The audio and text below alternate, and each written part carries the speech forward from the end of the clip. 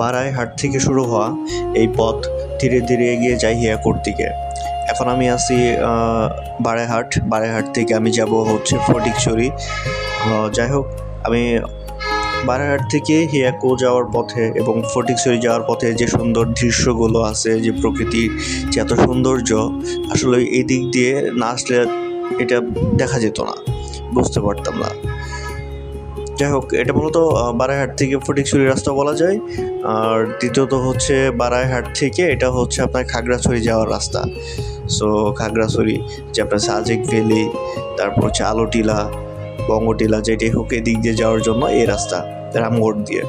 যাই হোক, আমি এখান থেকে হিয়াকো পর্যন্ত যাব, হিয়াকো থেকে আমি হচ্ছে ফটিকছড়ি যাব।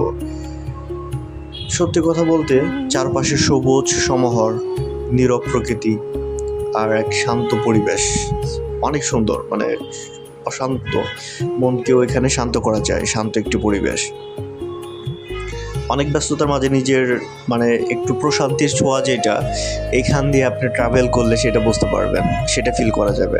এটা চরম শব্দ। যাই হোক, আমি যাচ্ছি দিন ফিউচার দেখার জন্য, সত্যি কথা বলতে। কারণ এই বয়সটা তো আর সবসময় থাকবে না, সবসময় তো আমি সব জায়গায় যেতেও পারবো না। একটা সময় আসবে যখন আমি কোথাও যেতে পারবো না। সব মিলিয়ে এই পথ সত্যি ভ্রমণের একটি গল্প হয়ে থাকে।